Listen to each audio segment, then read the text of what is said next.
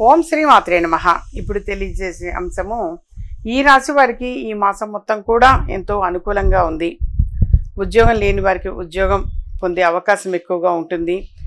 లేదా ఆదాయం పెరగడం విషయంగా కావచ్చు, వీటికి సంబంధించి శుభవార్తలు వినే అవకాశమే ఎక్కువగా ఉంటుంది. అలాగే దైవ దర్శనాలు ఎక్కువగా చేసుకుంటారు వీరు. విద్యార్థులకు కూడా ఎంతో అనుకూలమైనటువంటి మాసము ఈ మాసము. వీరు ఎక్కువగా అంటే చక్కని పరిహారము అనంటే ఎక్కువగా ఆచరించవలసినది అనంటే రాహుకాల దర్శనములో మంగళవారం రాహుకాల దర్శనం కావచ్చు, శుక్రవారం రాహుకాల దర్శనం కావచ్చు, మీకు వీలైతే ప్రతిరోజు రాహుకాల దర్శనంలో దుర్గా అమ్మవారిని ఆరాధించటము, ఖడ్గమాల చదవటము, దుర్గా అమ్మవారి దర్శనం చేసుకోవటము, ఇవన్నీ కూడా వీరికి ఎంతో పాజిటివ్ రిజల్ట్ని ఇచ్చే అవకాశం ఎక్కువ ఉంటుంది. ప్రతిరోజు రాహుకాల సమయము అనేది ఉంటుంది నాన్న.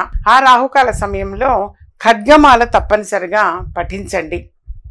ఖడ్గమాల పఠించటం వలన వీరికి నెగటివ్ అనేది పోతుంది, దృష్టి దోషము అనేది తొలగిపోతుంది. వీరికి ఎక్కువగా దృష్టి దోషం తగిలే అవకాశం ఎక్కువగా ఉంటుంది. కాబట్టి దృష్టి దోషం తొలగిపోయి శుభవార్తల మీద శుభవార్తలు వినే అవకాశం ఎక్కువగా ఉంటుంది ఈ మాసంలో.